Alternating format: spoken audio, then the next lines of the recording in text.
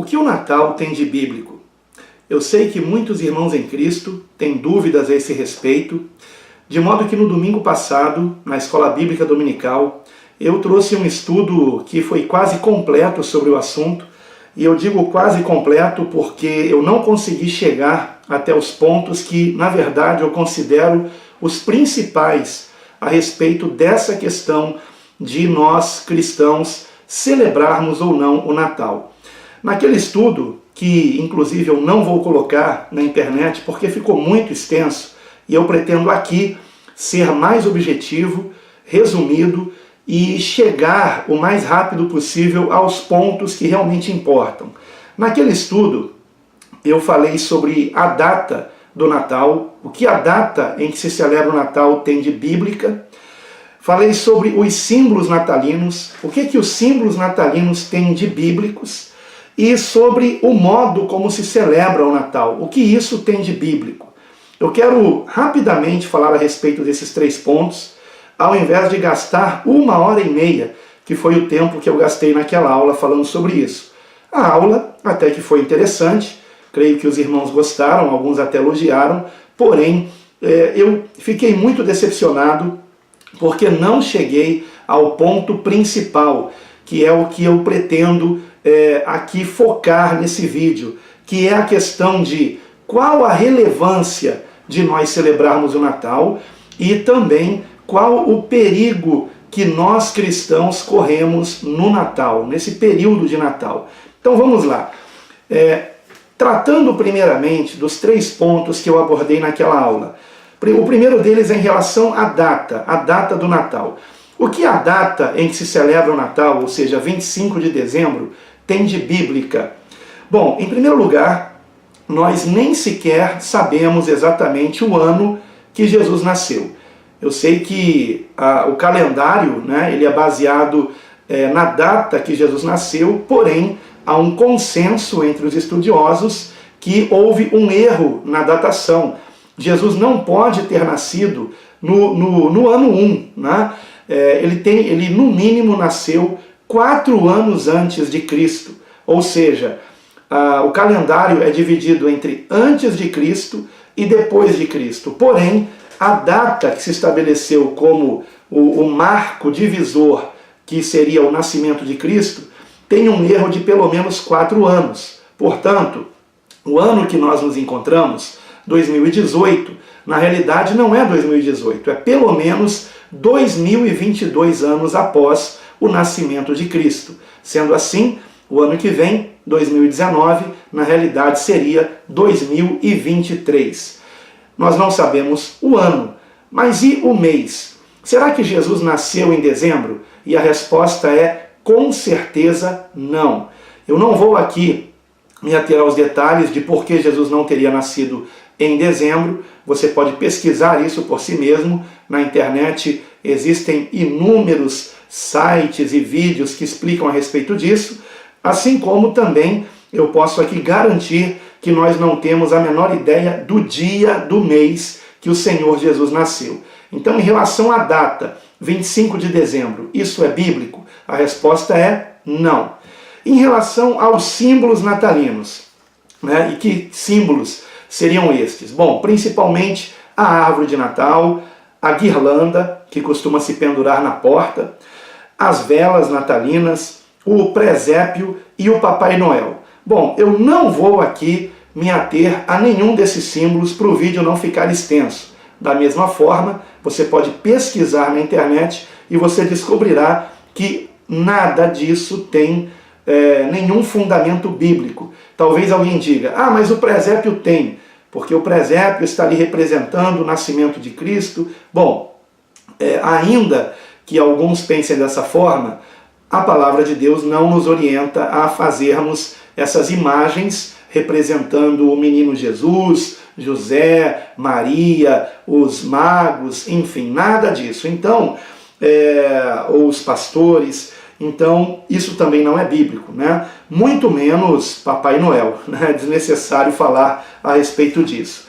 E com relação ao modo como se celebra o Natal. Muito bem, de que eu estou falando aqui? Estou falando da noite de Natal, que é o dia 24 de dezembro, no qual os familiares se reúnem e também amigos e ficam aguardando meia-noite para que à meia-noite estourem um champanhe, deem parabéns uns para os outros, se abracem dizendo Feliz Natal, troquem presentes e depois comam um lauto banquete. Né? Aliás, a troca de presentes ela costuma ser antes da meia-noite, né? Mas é só depois da meia-noite que na maioria dos lares se come e se come para valer, né? Porque geralmente no Natal é muita comida. O que isso tem de bíblico? Absolutamente nada, absolutamente nada. Nós não encontramos na palavra de Deus nenhuma orientação para celebrarmos o nascimento de Cristo e muito menos para celebrarmos o nascimento de Cristo dessa maneira, ok? Então aqui, em não sei quanto tempo, talvez 5 minutos ou um pouco mais do que isso, eu resumi, ou seja, eu concluí a minha aula de 1h30, tá? Porque foi exatamente isso que eu disse na minha aula, que nem a data, nem os símbolos, nem a celebração de Natal tem absolutamente nenhum embasamento bíblico. Então vamos agora ao que eu gostaria de ter dito naquela aula de 1h30 e que não deu tempo de eu dizer por conta das minúcias que eu falei a respeito da data, dos símbolos, né? Falei sobre a origem da árvore de Natal,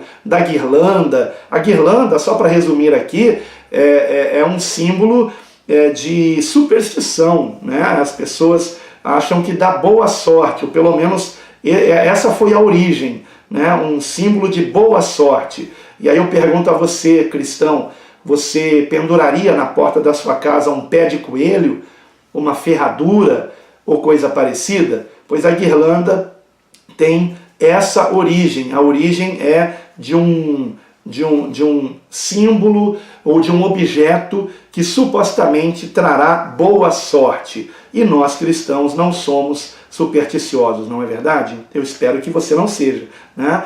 Mas agora vamos ao ponto principal, aliás, os dois pontos principais. Qual a relevância de celebrarmos o nascimento de Jesus, né? Bom, vamos lá. Eu penso que não tenhamos nenhuma razão, francamente, para nós celebrarmos o nascimento de Jesus como ser humano, ou seja, do Filho de Deus encarnado. Por que eu digo isso? Porque, biblicamente falando, a palavra de Deus não dá essa relevância para isso. Nós temos 4 evangelhos, Mateus, Marcos, Lucas e João. E nós temos 2 evangelhos que não mencionam o nascimento de Cristo. O mais antigo deles escrito, que ao contrário do que muitos pensam, não é Mateus, mas sim Marcos. Pelo menos a grande maioria dos teólogos acredita que o evangelho de Marcos tenha sido o primeiro evangelho escrito, e neste evangelho nós não encontramos o relato do nascimento de Jesus. E o outro evangelho que também não encontramos é o evangelho segundo João. Em nenhum desses 2 evangelhos encontramos qualquer menção ao nascimento de Cristo. E em relação aos evangelhos que mencionam o nascimento de Jesus, que são Mateus e Lucas, em Mateus nós encontramos muito rapidamente menção ao nascimento de Cristo no capítulo 1, e em Lucas nós encontramos um pouco mais detalhado, porém também não encontramos qualquer menção a qual teria sido o dia ou o mês do nascimento de Cristo Jesus, e não encontramos nenhum tipo de orientação para que venhamos celebrar essa data. Então, em primeiro lugar, eu não encontro nas Escrituras nenhuma ênfase, ou pelo menos uma ênfase demasiada no nascimento de Jesus.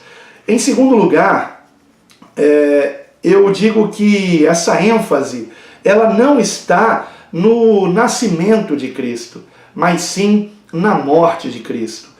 Se por um lado nós não encontramos ênfase no nascimento de Jesus, nos evangelhos, e aí sim, nos 4 evangelhos, nós encontramos uma ênfase na morte e ressurreição de Cristo. Agora, por que isso? Por que não há uma ênfase no nascimento do Cristo encarnado, né? do Jesus homem? Por que nós não encontramos essa ênfase no nascimento de Jesus como filho de Maria? E a resposta é porque na realidade Cristo, como filho de Deus que ele é eterno, ele sempre existiu. Não há uma data para a sua criação. Jesus é eterno. Ele mesmo disse em João 8:58, antes que Abraão existisse, eu sou. Ou seja, Jesus, o Cristo, é eterno. Então, por isso, nós não encontramos nenhuma ênfase em celebrarmos o nascimento do menino Jesus, né? E outra razão é porque nós não devemos mais conhecer Cristo do ponto de vista humano. Temos que tomar cuidado com isso.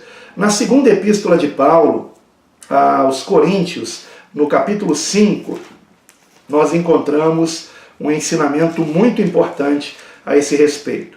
Segunda epístola de Paulo aos Coríntios, capítulo 5, a partir do versículo 14. Nos diz assim o texto sagrado, preste muita atenção. Porque o amor de Cristo nos constrange, julgando nós assim, que se um morreu por todos, veja que o texto não diz um nasceu por todos. O texto diz, se um, que é Jesus, morreu por todos, logo todos morreram.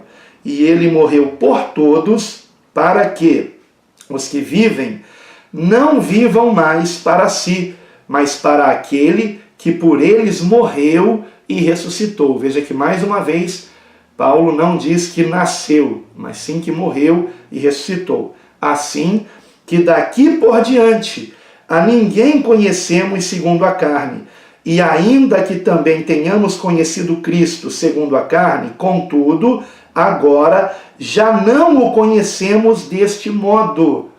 Preste atenção nisso. Ainda que também tenhamos conhecido Cristo segundo a carne, contudo agora já não o conhecemos deste modo. Assim que, se alguém está em Cristo, nova criatura é, as coisas velhas já passaram, eis que tudo se fez novo.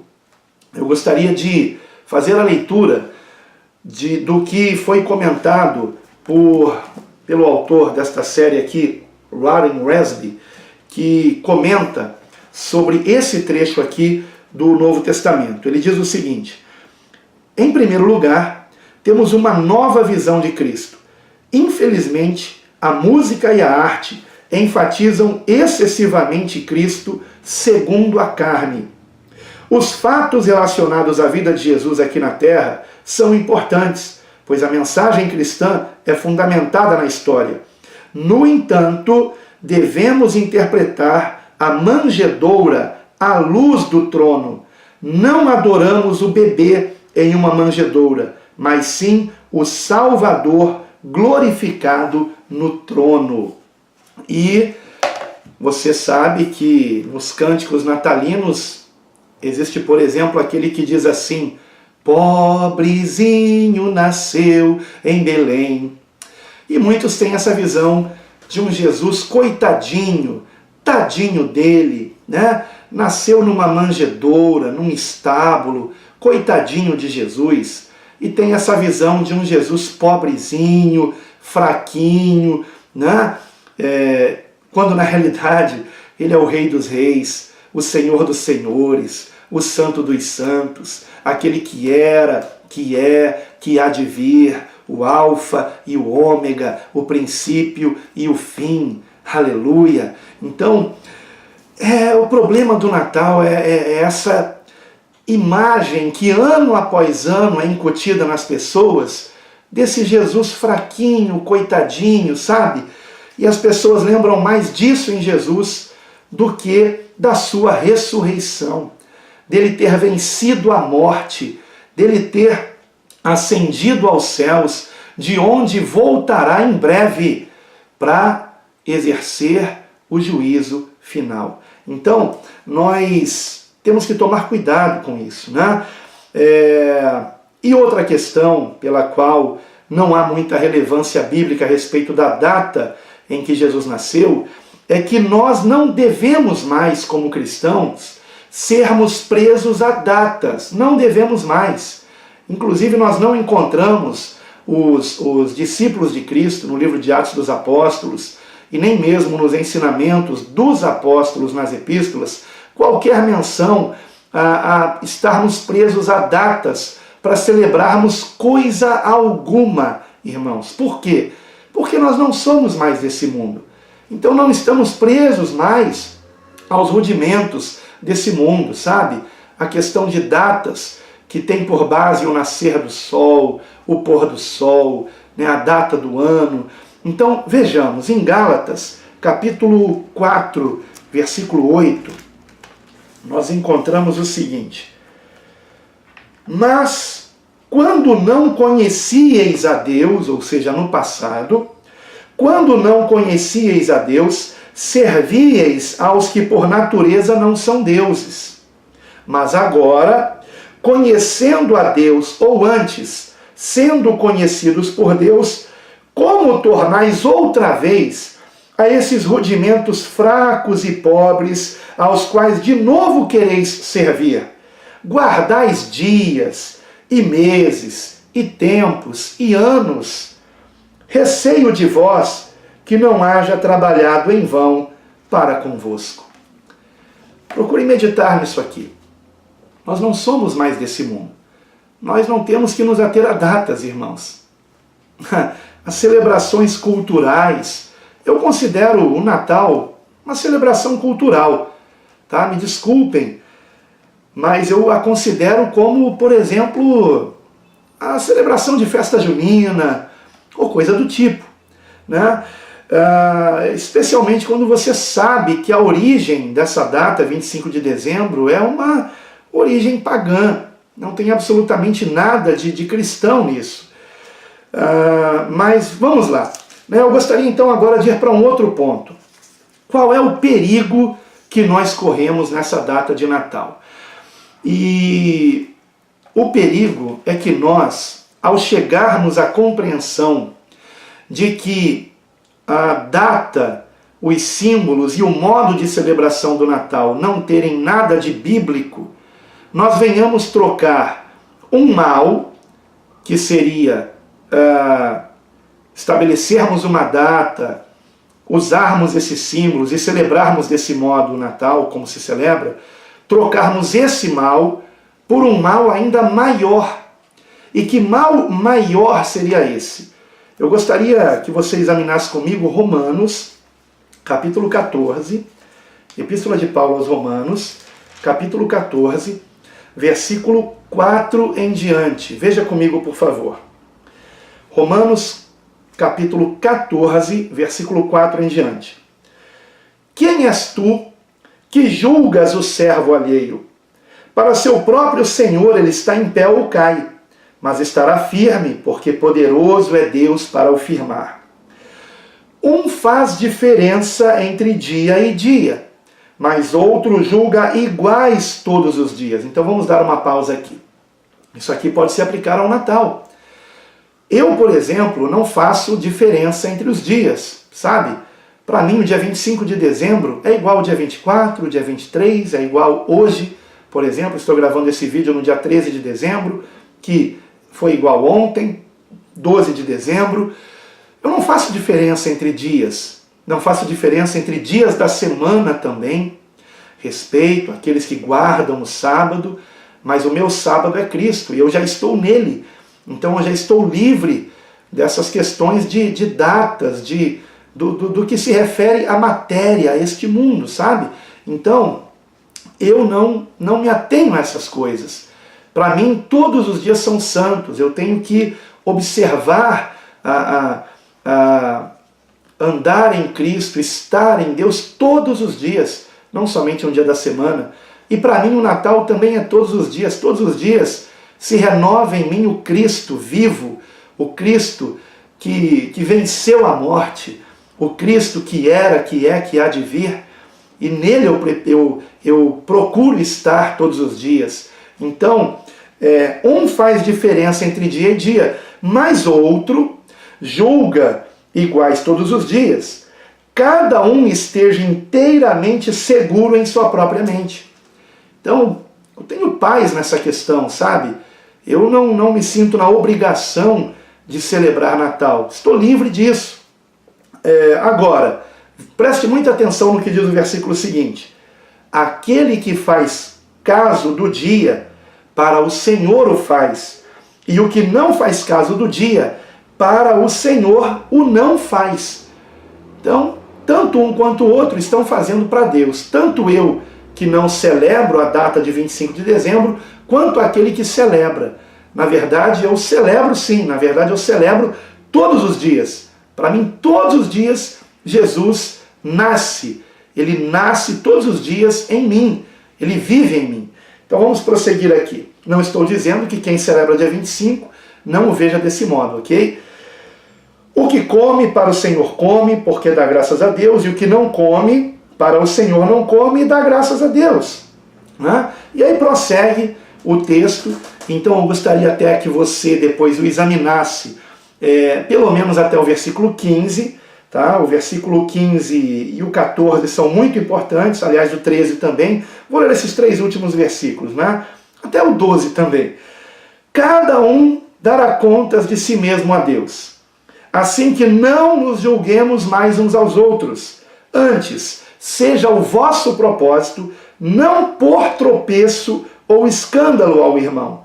Eu sei e estou certo no Senhor Jesus, que nenhuma coisa é de si mesmo imunda, a não ser para aquele que a tem por imunda, para esse é imunda. Mas, se por causa da comida se contrista teu irmão, já não andas conforme o amor.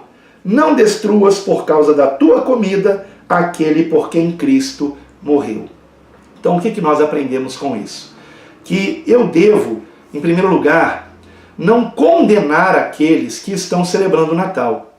Porque eu mesmo no passado celebrava e, por exemplo, eu não montava uma árvore de Natal pensando em fazer isso para um falso Deus ou nem mesmo fazendo isso para idolatrar a árvore.